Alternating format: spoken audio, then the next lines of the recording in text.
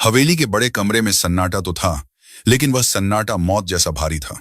जिस हवेली में कभी ठाकुर विक्रम सिंह की कड़क आवाज गूंजती थी, आज वहां सिर्फ उनकी भारी और उखड़ी हुई सांसों की आवाज आ रही थी। बाहर आंगन में पूरा गांव जमा था। औरतें अपनी साड़ियों के पल्लू से मुंह ढके रो रही थीं और बुजुर्ग सिर झुकाए भगवान से प्रार्थना कर रहे थे। सबको लग रहा था कि आज की रात ठाकुर साहब की आखिरी रात है। कमरे के अंदर शहर से आए 3 बड़े डॉक्टर अपना सामान समेट रहे थे। उनके चेहरों पर हार मान लेने वाला भाव था। ठाकुर साहब की पत्नी सुमित्रा देवी, जिनके आंसुओं ने उनकी आंखों के नीचे काले घेरे बना दिए थे, ने कांपते हाथों से बड़े डॉक्टर का हाथ पकड़ लिया। उन्होंने कुछ नहीं कहा, बस उनकी आंखों में एक सवाल था, क्या कोई उम्मीद बची है? डॉक्टर ने नजरें झुका ली और बहुत धीमी आवाज में हिंदी में कहा, माँ जी, हमने अपनी तरफ से पूरी कोशिश की, हर तरह की जांच कर ली, खून की जांच, दिमाग का स्कैन, सब कुछ, लेकिन हमें कोई बीमारी मिल ही नहीं रही है। इनका शरीर अंदर ही अंदर जल रहा है, लेकिन क्यों? यह विज्ञान की पकड़ से बाहर है। अब तो बस भगवान ही मालिक है। सुमित्रा देवी वहीं जमीन पर बैठ गईं। जिस इंसान के इशारे पर पूरा इलाका चलता था, आज वह अपने बिस्तर पर किसी सूखे हुए पत्तों की तरह बेजान पड़ा था। शरीर नीला पड़ रहा था, आंखों की पुतलियां चढ़ी हुई थीं और मुंह से कभी कभी अजीब सी डरावनी आवाजें निकल रही थीं। गांव के पुराने पुजारी पंडित दीनानाथ, जो दरवाजे के पास खड़े थे, उन्होंने अपनी माला रोकी और भारी आवाज में बोले, मैंने पहले ही कहा था, यह डॉक्टरों का काम नहीं है। ठाकुर साहब पर किसी ने बहुत बुरा साया छोड़ दिया है। यह प्रेत बाधा है। उस दिन वह पुराने बरगद के पेड़ के पास से गुजरे थे, जरूर वहीं कुछ हुआ है। अब तो महाअनुष्ठान ही इन्हें बचा सकता है। विज्ञान और अंधविश्वास के बीच इस बहस में किसी का ध्यान कमरे के सबसे अंधेरे कोने में खड़े एक लड़के पर नहीं था। उसका नाम राजू था। उम्र यही कोई 15 साल। बदन पर एक पुरानी मैली सी बनियान और घुटनों तक आती धोती। वह इस हवेली का नौकर था, जिसका काम था बगीचे की सफाई करना और गायों को चारा डालना। राजू के हाथ में एक तांबे का जग था। वह अभी अभी ठाकुर साहब के लिए पानी लाया था, लेकिन उसकी नजरें पानी के गिलास पर नहीं, बल्कि ठाकुर साहब के सूजे हुए दाएं हाथ पर टिकी थीं। वहां कलाई के पास 2 बहुत छोटे लाल निशान थे, इतने छोटे कि शायद किसी सुई की नोक जैसे दिखें। डॉक्टरों ने इसे मच्छर का काटना समझकर नजरअंदाज कर दिया था। पंडित जी ने इसे बुरी नजर का निशान बताया था, लेकिन राजू का दिमाग कुछ और ही सोच रहा था। उसका दिल जोर जोर से धड़क रहा था। उसे याद आ रहा था वह मंजर जो उसने 3 दिन पहले देखा था। लेकिन क्या उसकी बात कोई सुनेगा? एक अनाथ, गरीब, अनपढ़ नौकर की बात बड़े बड़े डॉक्टर और पंडित क्यों सुनेंगे? उसने एक कदम आगे बढ़ाया, लेकिन फिर रुक गया। उसे अपनी औकात याद आ गई। इस हवेली में उसे ऊंची आवाज में बात करने की भी इजाजत नहीं थी। सलाह देना तो बहुत दूर की बात थी। तभी ठाकुर साहब अचानक जोर से चिल्लाए। उनका शरीर धनुष की तरह अकड़ गया। सुमित्रा देवी चीख पड़ी, कोई कुछ करो, मेरे सुहाग को बचा लो। राजू से अब रहा नहीं गया। उसे अपने बापू की याद आ गई, जो ऐसे ही तड़प तड़प कर मरे थे क्योंकि उनके पास इलाज के पैसे नहीं थे। राजू ने मन ही मन सोचा, नहीं, मैं चुप नहीं रह सकता। भले ही मालिक मुझे नौकरी से निकाल दें या मार ही डालें, लेकिन मैं कोशिश जरूर करूंगा। वह डरते डरते आगे बढ़ा। उसकी आवाज कांप रही थी, मालकिन। किसी ने उसकी आवाज नहीं सुनी। सब रोने और चिल्लाने में व्यस्त थे। उसने थोड़ी हिम्मत जुटाई और जोर से बोला, मालकिन। इस बार कमरे में सन्नाटा छा गया। सबकी नजरें उस मैले कुचैले लड़के पर टिक गईं। बड़े डॉक्टर ने गुस्से से देखा। पंडित जी ने उसे घूरते हुए कहा, अरे ओ राजू, तुझे शर्म नहीं आती? यहां मालिक मौत से लड़ रहे हैं और तू बीच में चिल्ला रहा है। जा, बाहर जा। राजू के पैर कांप रहे थे, लेकिन वह अपनी जगह से नहीं हिला। उसने हाथ जोड़ लिए और सिर झुकाकर बोला, पंडित जी, मुझे माफ कर दीजिए। मैं बहुत छोटा हूं, मेरी कोई बिसात नहीं, लेकिन मैं कुछ कहना चाहता हूं। मालिक को कोई भूत नहीं लगा है और न ही कोई बीमारी है। उन्हें काला साया नहीं, सुंदरी ने काटा है। सुंदरी, यह शब्द सुनते ही वहां मौजूद लोग हैरान रह गए। डॉक्टर एक दूसरे का मुंह देखने लगे। सुमित्रा देवी ने आंसू पोंछते हुए पूछा, क्या बक रहे हो राजू? कौन सुंदरी? क्या तू पागल हो गया है? राजू ने एक गहरी सांस ली।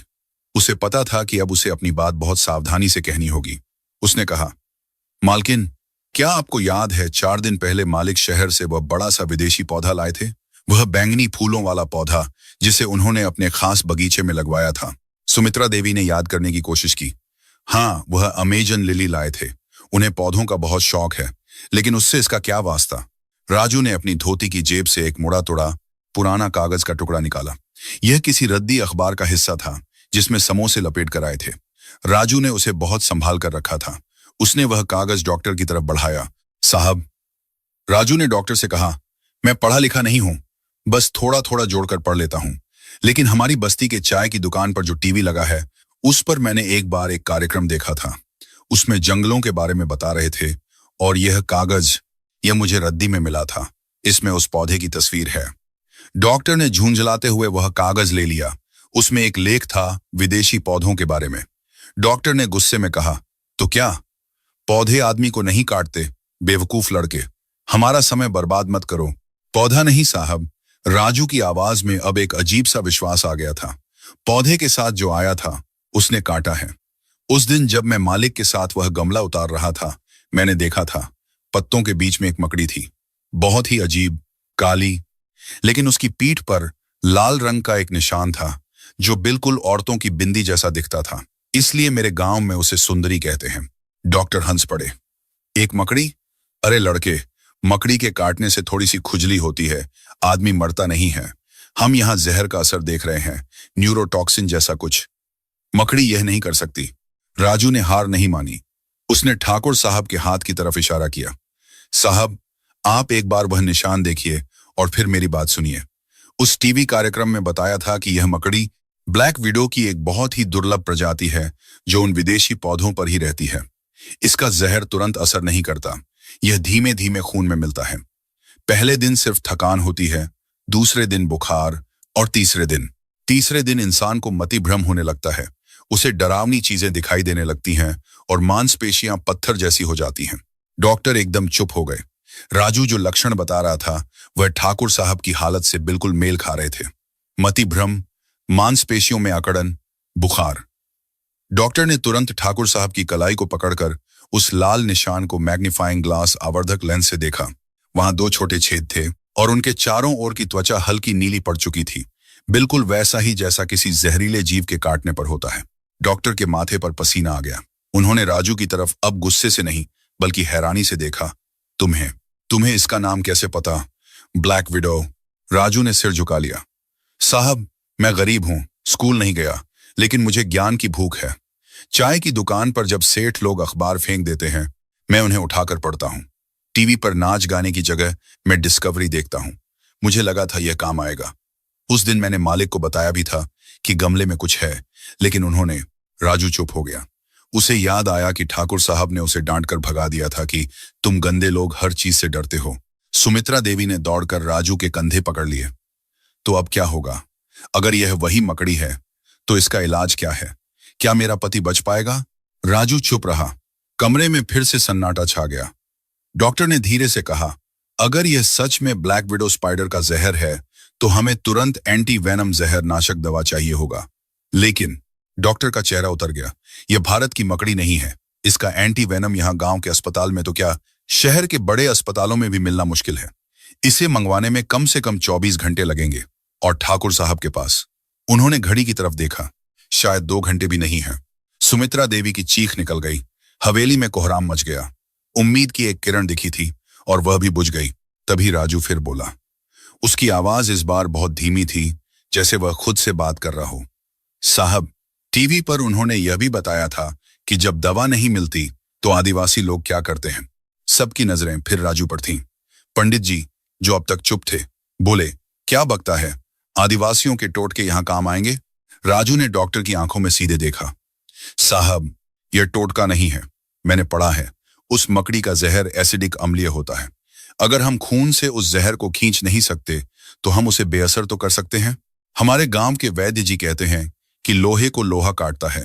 उस कार्यक्रम में दिखाया था कि एक खास जड़ी बूटी और एक बहुत ही साधारण चीज जो हर घर में होती है, वह इस जहर को काट सकती है। कौन सी चीज? डॉक्टर ने अधीरता से पूछा। मीठा सोडा और तुलसी का रस, राजू ने कहा। और उसे घाव पर नहीं लगाना है, उसे पिलाना है, लेकिन एक खास तरीके से। डॉक्टर भड़क गए। पागलपन है, यह विज्ञान के खिलाफ है। एक मरते हुए आदमी को हम सोडा और तुलसी नहीं पिला सकते। अगर रिएक्शन हो गया तो? राजू की आंखों में आंसू आ गए। वह सुमित्रा देवी के पैरों में गिर पड़ा। मालकिन, मैं कसम खाता हूं, मैं मालिक का बुरा नहीं चाहता। उन्होंने मुझे सिर छिपाने की जगह दी है। मैं उनकी जान नहीं लूंगा। डॉक्टर साहब कह रहे हैं कि वैसे भी कोई उम्मीद नहीं है, तो एक बार, बस एक बार इस गरीब की बात मान लीजिए। अगर मालिक को कुछ हो गया तो आप मुझे फांसी पर चढ़ा देना। कमरे में तनाव इतना ज्यादा था कि हवा भी रुकी हुई महसूस हो रही थी। एक तरफ मौत थी जो तेजी से करीब आ रही थी, दूसरी तरफ एक अनपढ़ बच्चे का अजीब सा नुस्खा। सुमित्रा देवी ने अपने पति के पीत पड़ चुके चेहरे को देखा। फिर उन्होंने राजू को देखा, जिसकी आंखों में एक अजीब सी सच्चाई और तड़प थी। एक माँ और एक पत्नी का दिल फैसला कर चुका था। उन्होंने आंसुओं के बीच कठोरता से कहा, डॉक्टर साहब, आप हट जाइए। डॉक्टर हैरान रह गए। लेकिन सुमित्रा देवी, मैंने कहा, हट जाइए। सुमित्रा देवी चिल्लाई। फिर उन्होंने राजू की तरफ देखा। जा राजू, जो तुझे करना है कर। अगर तेरे मालिक बच गए तो तुझे वह मिलेगा जो तूने सपने में भी नहीं सोचा होगा, लेकिन अगर वह वाक्य पूरा नहीं कर पाई। राजू तुरंत खड़ा हो गया।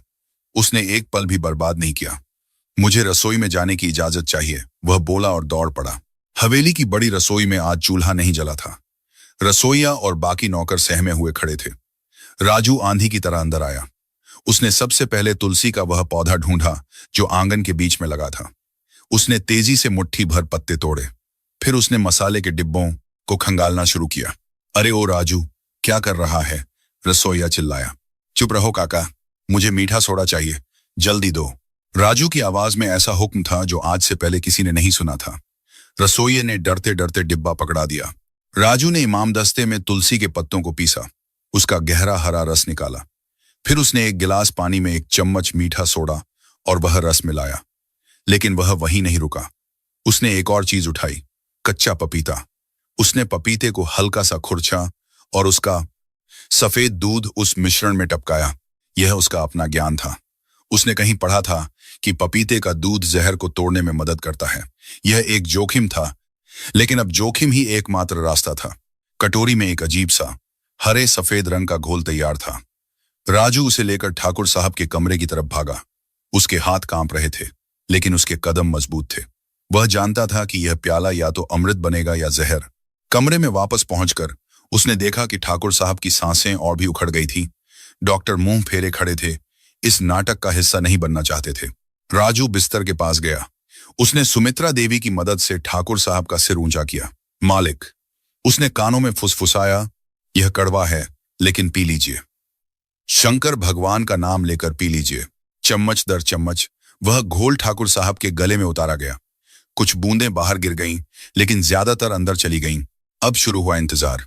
1 मिनट, 2 मिनट, 5 मिनट। घड़ी की टिक टिक की आवाज हथौड़े जैसी लग रही थी। डॉक्टर ने व्यंग्य से कहा, मैंने कहा था यह सब बेकार है, हमें एम्बुलेंस बुलानी चाहिए, शायद शहर तक। तभी बिस्तर से एक आवाज आई। यह कराहने की आवाज नहीं थी, यह खांसने की आवाज थी। ठाकुर साहब का शरीर, जो अब तक अकड़ा हुआ था, अचानक ढीला पड़ गया। उन्होंने जोर से खांसी की और उनके मुंह से थोड़ा सा झाग निकला। यह क्या हुआ? सुमित्रा देवी घबरा गईं। राजू ने तुरंत कहा, डरिए मत मालकिन, यह जहर बाहर आ रहा है। शरीर जहर को नकार रहा है। अगले 15 मिनट में जो हुआ वह किसी चमत्कार से कम नहीं था। ठाकुर साहब का बुखार, जो थर्मामीटर तोड़ने की हद तक था, पसीने के रूप में बहने लगा। उनकी चढ़ी हुई पुतलियां धीरे धीरे सामान्य होने लगी। उनकी सांसों की गति, जो आंधी की तरह तेज थी, अब धीमी और लयबद्ध हो गई थी। आधे घंटे बाद ठाकुर विक्रम सिंह ने अपनी आंखें खोली। धुंधली नजरों से उन्होंने चारों तरफ देखा, पहले अपनी रोती हुई पत्नी को, फिर हैरान खड़े डॉक्टर को, और अंत में उस छोटे से लड़के को जो हाथ में खाली कटोरी लिए पसीने से लथपथ सिर झुकाए खड़ा था। पानी। ठाकुर साहब के सूखे होंठों से एक शब्द निकला। पूरे कमरे में जैसे बिजली दौड़ गई। पंडित जी जोर से बोले, जय हो, जय बजरंगबली। डॉक्टर दौड़कर आए। उन्होंने नब्ज चेक की। उनका मुंह खुला का खुला रह गया। असंभव, यह तो चमत्कार है। पल्स रेट नॉर्मल हो रही है, जहर का असर खत्म हो रहा है। डॉक्टर ने मुड़कर राजू को देखा, जैसे वह कोई इंसान नहीं, कोई एलियन हो। तुमने यह कैसे किया? उस मिश्रण में क्या था? राजू ने धीरे से कहा, बस विश्वास साहब, और थोड़ा सा विज्ञान। सूरज की पहली किरण के साथ ही हवेली में खुशियां लौट आई थी। जो आंगन कल तक आंसुओं से भीगा था, आज वहां शहनाई की आवाज गूंज रही थी। ठाकुर विक्रम सिंह की जान बचने की खुशी में एक भव्य महापूजा का आयोजन किया गया था। पूरे जिले के बड़े बड़े लोग, नेता और रिश्तेदार आमंत्रित थे। ठाकुर साहब अब अपने बिस्तर पर बैठे थे, कमजोर थे, लेकिन खतरे से बाहर। सुमित्रा देवी अपने हाथों से उन्हें सूप पिला रही थी। कमरे में वह शहर वाले डॉक्टर अभी भी मौजूद थे। उनका अहंकार उन्हें जाने नहीं दे रहा था। उन्हें यह बात हजम नहीं हो रही थी कि उनकी विदेशी डिग्रियां एक अनपढ़ नौकर के सामने फेल हो गईं। ठाकुर साहब ने भारी आवाज में कहा, डॉक्टर साहब, मैं आपका एहसान कैसे चुकाऊंगा? आपने मुझे मौत के मुंह से खींच लिया। डॉक्टर ने मौके का फायदा उठाया। उन्होंने गला साफ किया और अपनी टाई ठीक करते हुए बोले, ठाकुर साहब, ये तो हमारा फर्ज था। दरअसल उस लड़के के नुस्खे से कुछ खास नहीं हुआ। वह तो बस एक संयोग था। असली काम तो मेरे द्वारा दिए गए हाई डोज स्टेरॉयड ने किया, जिसका असर थोड़ा देर से हुआ। वह लड़का तो बस किस्मत वाला था कि उसी वक्त दवा ने काम करना शुरू कर दिया, वरना विज्ञान के आगे यह जॉड़ फूंक कहाँ टिकता है। सुमित्रा देवी कुछ कहना चाहती थी, लेकिन डॉक्टर की भारी भरकम अंग्रेजी दवाओं के नाम सुनकर चुप रह गईं। आखिर वह एक डॉक्टर थे, भगवान का रूप। शायद वह सही कह रहे हों। तभी दरवाजे पर एक परछाई दिखी। राजू खड़ा था, हाथ में झाड़ू और बाल्टी लिए। वह अपना काम करने आया था। डॉक्टर ने उसे देखते ही मुंह बना लिया। अरे, आ गया तुम्हारा छोटा डॉक्टर। क्यों बे, आज कौन सा जादुई पत्ता खिलाने वाला है? राजू ने कुछ नहीं कहा। उसने चुपचाप सिर झुकाया और फर्श पर पोंछा लगाने लगा। उसे श्रेय की भूख नहीं थी, उसे बस इस बात की खुशी थी कि मालिक जिंदा है। दोपहर होते होते हवेली मेहमानों से भर गई। गर्मी अपने चरम पर थी। जून का महीना था और बाहर लू चल रही थी, लेकिन हवेली के अंदर ठंडक थी, क्योंकि ठाकुर साहब ने हाल ही में जर्मनी से मंगवाया एक विशाल सेंट्रल एयर कूलिंग सिस्टम और एक भारी भरकम विदेशी जनरेटर लगवाया था। यह जनरेटर पूरे इलाके की शान था। जब बिजली जाती थी तो यह दानव जैसी मशीन पूरी हवेली को रोशन रखती थी। पूजा शुरू होने ही वाली थी। पंडित दीनानाथ मंत्र पढ़ रहे थे। तभी अचानक धड़ाम एक जोरदार आवाज हुई और हवेली की सारी बत्तियां गुल हो गईं। पंखे रुक गए, एसी बंद हो गया और वह मधुर संगीत भी थम गया। महज 5 मिनट के अंदर हवेली भट्ठी बन गई। मेहमान पसीने से तरबतर होने लगे, बच्चे रोने लगे। ठाकुर साहब, जो अभी भी कमजोर थे, उन्हें घबराहट होने लगी। ठाकुर साहब ने चिल्लाकर मैनेजर को बुलाया। रधिया, यह क्या हुआ? जनरेटर चालू क्यों नहीं हुआ? रधिया, हवेली का पुराना मैनेजर, दौड़ता हुआ आया। मालिक, जनरेटर चालू ही नहीं हो रहा। ऑपरेटर कह रहा है कि मशीन जाम हो गई है, तो उसे ठीक करो। आज मेरी इज्जत का सवाल है। इतने बड़े बड़े मेहमान आए हैं। ठाकुर साहब गुस्से से लाल हो गए। आधे घंटे बीत गए, बिजली नहीं आई। मेहमान अब फुसफुसाने लगे थे। कुछ लोग जाने की तैयारी करने लगे। हवेली के पीछे जनरेटर रूम में अफरा तफरी मची थी। शहर से बुलाए गए 2 इंजीनियर पसीने में नहाए हुए थे। वे जनरेटर के पैनल खोलकर तारों में उलझे हुए थे। क्या समस्या है? डॉक्टर साहब भी वहां पहुंच गए, अपनी विद्वता दिखाने।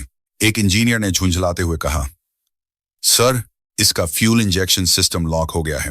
कंप्यूटर स्क्रीन पर एरर कोड 505 आ रहा है। यह मॉडल बिल्कुल नया है। इसका सॉफ्टवेयर क्रैश हो गया लगता है। बिना लैपटॉप और कंपनी के पासवर्ड के यह ठीक नहीं होगा। कंपनी का ओपनिस्ट इस एन NE40 डाइन आदमी दिल्ली से आने में 2 दिन लगाएगा। 2 दिन? ठाकुर साहब, जो व्हील चेयर पर वहां पहुंच गए थे, ने अपना माथा पीट लिया। मेरी नाक कट जाएगी। क्या इस पूरे जिले में कोई नहीं जो इस मशीन को चला सके? सन्नाटा छा गया। मशीनें विदेशी थीं और गांव के मिस्त्रियों को तो इसके नट बोल्ट भी समझ नहीं आ रहे थे। तभी भीड़ के पीछे से एक पतली सी आवाज आई, मालिक। सबने मुड़कर देखा। फिर वही लड़का, राजू। इस बार डॉक्टर जोर से हंसा। लो भाई, आ गया मसीहा। अब यह अनपढ़ गंवार जनरेटर भी ठीक करेगा। अरे ओ लड़के, यह मकड़ी का जहर नहीं है, यह जर्मन इंजीनियरिंग है। यहां तुलसी का पत्ता काम नहीं आएगा। इंजीनियर भी हंस पड़े। बच्चे, जाओ जाकर गाय को चारा डालो। करंट लग जाएगा तो हड्डी भी नहीं मिलेगी। राजू ने उनकी हंसी को अनसुना कर दिया। वह ठाकुर साहब की तरफ बढ़ा। उसकी आंखों में वही चमक थी जो उस रात थी। मालिक, राजू ने हाथ जोड़कर कहा, मैं जब बगीचे में पानी डाल रहा था तो मैंने मशीन के बंद होने से पहले एक आवाज सुनी थी। इंजीनियर ने व्यंग्य से पूछा, अच्छा, कौन सी आवाज? क्या मशीन ने तुझे नमस्ते कहा था? राजू ने इंजीनियर की तरफ देखा और बहुत शांत स्वर में बोला, नहीं साहब, मशीन ने खट खट सूं खट की आवाज की थी और फिर बंद हो गई थी। इंजीनियर अब गुस्से में आ गया। भाग यहां से, ये बकवास सुनने का वक्त नहीं है। लेकिन ठाकुर साहब ने हाथ उठाया। उस रात की घटना उन्हें याद थी। उन्होंने इंजीनियर को चुप रहने का इशारा किया और राजू से पूछा, तो इसका क्या मतलब है राजू? राजू ने जनरेटर के विशालकाय इंजन की तरफ इशारा किया। मालिक, मैंने कबाड़ी वाली दुकान पर एक पुरानी किताब में पढ़ा था, डीजल इंजन में जब हवा का बुलबुला तेल की नली में फंस जाता है तो वह ऐसी ही आवाज करता है। उसे एयर लॉक कहते हैं। इंजीनियर भड़क गया। Air lock? बेवकूफ लड़के, यह फुली ऑटोमेटिक इलेक्ट्रॉनिक इंजन है। इसमें एयर लॉक सेंसर लगे हैं। अगर हवा होती तो स्क्रीन पर लाल बत्ती जलती। यहां सॉफ्टवेयर की दिक्कत है। राजू धीरे से आगे बढ़ा। वह डरा हुआ था, लेकिन उसे अपने कानों पर भरोसा था। वह इंजन के एक खास हिस्से के पास गया जहां एक छोटा सा वॉल्व लगा था। साहब, राजू ने इंजीनियर से कहा, आपका कंप्यूटर कह रहा है कि सब ठीक है, लेकिन यह मशीन लोहे की है। कभी कभी सेंसर झूठ बोलते हैं, लोहा सच बोलता है। क्या मैं बस 1 मिनट के लिए इसे छू सकता हूं? इंजीनियर ने ठाकुर साहब की तरफ देखा। ठाकुर साहब ने सिर हिलाया। करने दो, वैसे भी तुम लोग आधे घंटे से कुछ नहीं उखाड़ पाए। इंजीनियर ने पैर पटकते हुए कहा, ठीक है, करो। अगर खराब किया तो हर्जाना तुम भरोगे। राजू मशीन के पास गया। वह इतना छोटा था कि उसे इंजन के ऊपरी हिस्से तक पहुंचने के लिए एक तेल के कनस्तर पर चढ़ना पड़ा। उसने अपनी जेब से एक सिक्का निकाला, एक साधारण 5 रुपये का सिक्का। सब हैरान थे, ये क्या करने वाला है? राजू ने उस सिक्के का इस्तेमाल पेचकस की तरह किया और एक छोटे से ब्लीडर वॉल्व को ढीला करना शुरू किया। अरे पागल, इंजीनियर चिल्लाया, वह हाई प्रेशर वॉल्व है। अगर उसे खोला तो तेल फव्वारे की तरह निकलेगा। राजू ने सुना नहीं। वह धीरे धीरे, बहुत सावधानी से सिक्का घुमाता रहा। उसके कान वॉल्व के बिल्कुल पास थे। वह कुछ सुन रहा था। पूरा कमरा सांस रोके खड़ा था। डॉक्टर के चेहरे पर एक कुटिल मुस्कान थी। वह इंतजार कर रहा था कि अभी तेल उड़ेगा और इस लड़के का तमाशा बनेगा। अचानक फिसस, एक तीखी सीटी जैसी आवाज आई, जैसे गुब्बारे से हवा निकलती है। तेल नहीं निकला, बस हवा निकली। राजू मुस्कुराया। उसने तुरंत वॉल्व को वापस कस दिया। फिर वह नीचे कूदा और जनरेटर के बड़े से स्टार्ट बटन की तरफ इशारा किया। अब चलाइए साहब, उसने कहा। इंजीनियर हक्का बक्का रह गया। उसने अविश्वास से राजू को देखा, फिर बटन दबाया। घुर्रर, ढुम ढुम ढुम। दानव जाग उठा। जनरेटर एक जोरदार दहाड़ के साथ चालू हो गया। लाइटें जल उठी, पंखे घूमने लगे। एसी की ठंडी हवा ने पसीने से लथपथ चेहरों को सुकून दिया। इंजीनियर के हाथ से पाना रेंच छूटकर गिर गया। वह बड़बड़ाया, यह कैसे हो सकता है? सेंसर ने हवा क्यों नहीं दिखाई? राजू ने अपनी मैली धोती से हाथ पोंछते हुए जवाब दिया, साहब, सेंसर पाइप के अंदर का तेल देखता है, लेकिन हवा का बुलबुला पाइप के मोड़ बेंड पर फंसा था, जहां सेंसर की नजर नहीं जाती। वह किताब में लिखा था, पाइप का कोना, मुसीबत का रोना। ठाकुर साहब की आंखों में आंसू आ गए। यह दूसरी बार था। दूसरी बार इस गंवार लड़के ने उन्हें बचाया था। मेहमान, जो ये सब देख रहे थे, तालियां बजाने लगे। वाह, क्या दिमाग है लड़के का! यह तो साक्षात विश्वकर्मा है। डॉक्टर साहब अब नजरें चुरा रहे थे। वह भीड़ से निकलकर भागने की फिराक में थे, लेकिन ठाकुर साहब ने उन्हें रोक लिया। रुकिए डॉक्टर साहब। ठाकुर साहब की आवाज में अब वह पुरानी कड़क लौट आई थी। आप कह रहे थे कि यह सब संयोग है। मकड़ी का काटना संयोग था, जनरेटर का चलना भी संयोग है। डॉक्टर का चेहरा शर्म से लाल हो गया। वह कुछ बोल नहीं पाए। ठाकुर साहब ने राजू को अपने पास बुलाया। उन्होंने अपनी सोने की भारी चेन उतारी और राजू की तरफ बढ़ाई। ले बेटा, आज तूने मेरी इज्जत बचा ली। यह तेरी है। राजू ने हाथ जोड़ लिया। वह पीछे हट गया। नहीं मालिक, मुझे सोना नहीं चाहिए। सब चौंक गए। नौकर सोने की चेन ठुकरा रहा है, तो तुझे क्या चाहिए? मांग, आज तू जो मांगेगा तुझे मिलेगा, ठाकुर साहब ने कहा। राजू ने एक पल सोचा। उसकी नजरें हवेली के कोने में पड़े एक पुराने, धूल से भरे कमरे की तरफ गईं, जहां ठाकुर साहब के परदादा की किताबें रखी थीं। वह कमरा सालों से बंद था। मालिक, राजू की आवाज कांपी, अगर आप देना ही चाहते हैं तो मुझे उस पुराने कमरे की चाबी दे दीजिए और मुझे स्कूल जाने की इजाजत दे दीजिए। मैं पढ़ना चाहता हूं।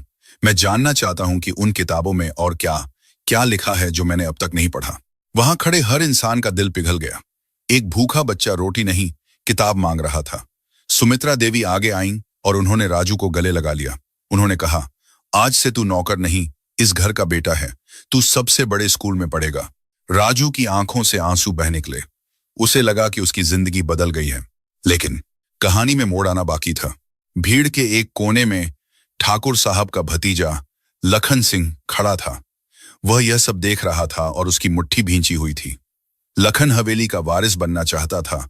उसे डर था कि ठाकुर साहब अपनी सारी दौलत कहीं इस अनाथ पर न लुटा दें। जैसे ही सब लोग उत्सव में वापस लौटे, लखन चुपके से जनरेटर रूम के पीछे गया। उसने जमीन पर गिरा वह 5 का सिक्का उठाया जिससे राजू ने मशीन ठीक की थी। उसकी आंखों में एक शैतानी चमक थी। बहुत होशियार बनता है तू, लखन ने मन ही मन कहा। रुक, तुझे ऐसा सबक सिखाऊंगा कि तू अपनी होशियारी भूल जाएगा। अगली सुबह हवेली में एक और हंगामा होने वाला था, लेकिन इस बार विज्ञान या मशीन राजू को नहीं बचा पाएगी, क्योंकि इस बार वार उसकी ईमानदारी पर होने वाला था। अगली सुबह की शुरुआत पक्षियों की चहचहाहट से नहीं, बल्कि सुमित्रा देवी की चीख से हुई। मेरी हार, मेरा पुश्तैनी नौल का हार गायब है। हवेली में कोहराम मच गया। यह हार सिर्फ गहना नहीं था, वह खानदान की इज्जत थी। ठाकुर साहब, जो अभी अभी ठीक हुए थे, लाठी के सहारे बाहर आए। लखन सिंह, उनका भतीजा, चेहरे पर झूठी घबराहट लिए दौड़ता हुआ आया। काकी, आपने कहाँ रखा था? लखन ने पूछा। यहीं, अलमारी में। कल रात पूजा के बाद मैंने उतार कर रखा था। चाबी तो मेरे सिरहाने थी। सुमित्रा देवी रो रही थी। लखन ने तुरंत कहा, चाचा जी, बाहर से कोई चोर हवेली में घुस नहीं सकता। सिक्योरिटी टाइट है। जो भी है, घर का भेदी है। उसने तिरछी नजरों से नौकरों की लाइन की तरफ देखा। ठाकुर साहब का चेहरा तमतमा गया। सबकी तलाशी लो, अभी इसी वक्त। लखन तो इसी का इंतजार कर रहा था। उसने सबसे पहले पुराने नौकरों के कमरे चेक किए। कुछ नहीं मिला। फिर वह उस छोटे अंधेरे कमरे की तरफ बढ़ा जहां राजू रहता था। राजू अपनी छटाई पर बैठा एक पुरानी विज्ञान की किताब पढ़ रहा था। लखन आंधी की तरह अंदर घुसा। उसने राजू का सामान फेंकना शुरू कर दिया। फटी हुई कमीजें, कुछ पुराने अखबार और एक टीन का डिब्बा जिसमें राजू मुढ़ी भुने चावल रखता था। लखन ने उस टीन के डिब्बे को उठाया और उसे जोर से जमीन पर पलट दिया। छन छन छन, चावल के साथ साथ सोने का भारी हार भी जमीन पर गिर पड़ा। कमरे में सन्नाटा छा गया। दरवाजे पर खड़े ठाकुर साहब की आंखों में खून उतर आया। सुमित्रा देवी ने मुंह पर हाथ रख लिया। तो यह है तेरा असली चेहरा? लखन चिल्लाया। सांप को दूध पिला रहे थे हम। कल इनाम में पढ़ाई मांगी और रात को चोरी की। राजू सन्न रह गया। उसका दिमाग सुन्न हो गया। उसने हार को देखा, फिर ठाकुर साहब को। मालिक, मैंने नहीं। चटाक। इससे पहले कि वह कुछ बोल पाता, लखन ने एक जोरदार थप्पड़ उसके गाल पर जड़ दिया। राजू गिर पड़ा। उसके होंठ से खून निकल आया। ठाकुर साहब आगे बढ़े। उनकी आवाज में गुस्सा नहीं, बल्कि एक गहरा दर्द था। राजू, मैंने तुझे बेटा माना था। अगर तुझे सोना चाहिए था तो मांग लेता। चोरी क्यों की? मालिक, विश्वास कीजिए, मुझे नहीं पता यह वहां कैसे आया। राजू गिड़गिड़ाया। उसने सुमित्रा देवी के पैर पकड़ लिए। मालकिन, आप तो जानती हैं। सुमित्रा देवी ने पैर पीछे खींच लिए। सबूत सामने था। विश्वास टूट चुका था। लखन ने राजू का कॉलर पकड़ा और उसे घसीटते हुए बाहर ले जाने लगा। आज फैसला हवेली में नहीं, पंचायत में होगा। पूरे गांव के सामने इस चोर की काली करतूत खुलेगी। दोपहर की चिलचिलाती धूप में पुराने बरगद के पेड़ के नीचे पंचायत बैठी। सरपंच और गांव के बुजुर्ग ऊंचे चबूतरे पर बैठे थे। राजू को बीच में खड़ा किया गया था, अपराधी की तरह। पूरा गांव तमाशा देख रहा था। लोग बातें बना रहे थे। देख लिया, जात का असर नहीं जाता। गरीब को सिर पर चढ़ाओगे तो यही होगा। लखन ने अपनी दलील पेश की। सरपंच जी, सबूत आपके सामने है। हर इसके कमरे से, इसके चावल के डिब्बे से मिला। और कल इसने जनरेटर ठीक करके सबका भरोसा जीता था, ताकि रात को हाथ साफ कर सके। सरपंच ने राजू की तरफ देखा। तुझे अपनी सफाई में कुछ कहना है राजू? राजू खड़ा था। उसका गाल सूज गया था, कपड़े फट गए थे, लेकिन उसकी आंखों में आंसू नहीं थे। वह सोच रहा था। वह उस घटना को रिवाइंड कर रहा था। हार चावल के डिब्बे में मिला। चावल, हल्दी, लखन के हाथ। उसने सिर उठाया। उसकी आवाज में एक अजीब सी शांति थी। सरपंच जी, राजू ने कहा, मैं चोर नहीं हूं और मैं यह साबित कर सकता हूं। लखन हंसा। कैसे? अब कौन सा जादू दिखाएगा? जादू नहीं, विज्ञान, राजू ने कहा। सरपंच जी, क्या आप मंगवा सकते हैं? बस एक बाल्टी पानी और थोड़ा सा कपड़ा धोने का साबुन, डिटर्जेंट पाउडर। सब हैरान थे। चोरी के इंसाफ में साबुन पानी का क्या काम? सरपंच ने इशारा किया। चौकीदार एक बाल्टी पानी और साबुन ले आया। राजू ने बाल्टी में साबुन घोला। झाग बन गया। पानी दूधिया हो गया। राजू ने भीड़ की तरफ देखकर कहा, मेरे कमरे में जो चावल का डिब्बा है, उसमें मैंने कीड़ों से बचाने के लिए ढेर सारी पिसी हुई हल्दी मिला रखी थी। यह गांव का पुराना तरीका है, सब जानते हैं। बूढ़ी औरतों ने सिर हिलाया। हाँ, हल्दी से घुन नहीं लगता। राजू ने लखन की तरफ उंगली उठाई। जिसने भी वह हार उस डिब्बे में छिपाया, उसका हाथ हल्दी वाले चावलों में जरूर गया होगा। हल्दी का रंग पीला होता है, जो आसानी से झाड़ने पर दिखाई नहीं देता। लेकिन राजू ने एक पल के लिए रुका। उसने साबुन के पानी की तरफ देखा। मेरी विज्ञान की किताब कहती है कि हल्दी एक नेचुरल इंडिकेटर, प्राकृतिक सूचक है। जब वह साबुन जैसे बेस क्षार से मिलती है तो उसका रंग बदल जाता है। लखन के माथे पर पसीना आने लगा। वह समझ नहीं पा रहा था कि यह लड़का क्या बोल रहा है, लेकिन उसे खतरा महसूस हो रहा था। राजू ने सरपंच से कहा, सरपंच जी, मेरी हथेलियां देखिए। उसने अपने हाथ साबुन के पानी में डुबोए। हाथ वैसे के वैसे रहे, बस साफ हो गए। मैंने चोरी नहीं की, इसलिए मेरे हाथ चावल के डिब्बे में नहीं गए। फिर राजू ने लखन की तरफ देखा। अब छोटे मालिक लखन सिंह से कहिए कि वो अपने हाथ इस पानी में धोएं। लखन पीछे हट गया। मैं ठाकुर खानदान का वारिस हूं। मैं इस नौकर के कहने पर हाथ धोऊंगा। सरपंच का माथा ठनका। लखन का डर साफ दिख रहा था। सरपंच ने कड़क आवाज में कहा, लखन बाबू, अगर मन में चोर नहीं है तो डर कैसा? हाथ धोइए। ठाकुर साहब ने भी लखन को घूर कर देखा। धो लखन। लखन के पास कोई रास्ता नहीं था। वह कांपते कदमों से बाल्टी के पास गया। उसने मन ही मन भगवान से प्रार्थना की और अपने हाथ पानी में डाले। 1 सेकंड, 2 सेकंड। जैसे ही लखन ने पानी में हाथ रगड़े, एक चमत्कार हुआ। सफेद झाग वाला पानी अचानक गहरा लाल खून जैसा लाल होने लगा। लखन के हाथों से लाल रंग टपकने लगा, जैसे उसने अभी अभी किसी का खून किया हो। भीड़ में चीख पुकार मच गई। हे भगवान, खून! इसके हाथों में खून है। राजू ने शांत स्वर में कहा, यह खून नहीं है, यह विज्ञान है। हल्दी और साबुन मिलने से लाल रंग बनता है। लखन बाबू ने हार छिपाने के लिए मेरे चावल के डिब्बे में हाथ डाला था। हल्दी उनके नाखूनों और पोरों में फंस गई थी। यह लाल रंग उसी का सबूत है। लखन घुटनों के बल गिर पड़ा। वह अपने लाल रंगे हाथों को देखकर बुरी तरह डर गया। उसे लगा कि यह कोई दैवीय प्रकोप है। वह चिल्लाने लगा, मुझे माफ कर दो, मुझसे गलती हो गई। मैंने ही हार रखा था। मैं जलता था। मुझे लगा चाचा जी सारी जायदाद इसे दे देंगे। सच सामने आ चुका था। विज्ञान ने झूठ के पर्दे को फाड़ दिया था। ठाकुर विक्रम सिंह अपनी जगह से उठे। वह लखन के पास गए और बिना एक शब्द बोले एक जोरदार तमाचा उसके मुंह पर मारा। तूने सिर्फ हार नहीं चुराया, तूने मेरा विश्वास तोड़ा है। निकल जा मेरी हवेली से। आज के बाद मुझे अपनी शक्ल मत दिखाना। लखन रोता हुआ वहां से भाग गया। ठाकुर साहब मुड़े और सीधे राजू के पास गए। राजू सिर झुकाए खड़ा था। ठाकुर साहब ने अपने गले से अपना दुपट्टा उतारा और राजू के खून बहते होंठ को पहुंचा। वह आदमी जिसके सामने पूरा इलाका झुकता था, आज एक नौकर के सामने हाथ जोड़कर खड़ा था। बेटा, ठाकुर साहब का गला भराया, हम अनपढ़ रह गए। हम दौलत को पहचानते हैं, लेकिन हीरे को नहीं पहचान पाए।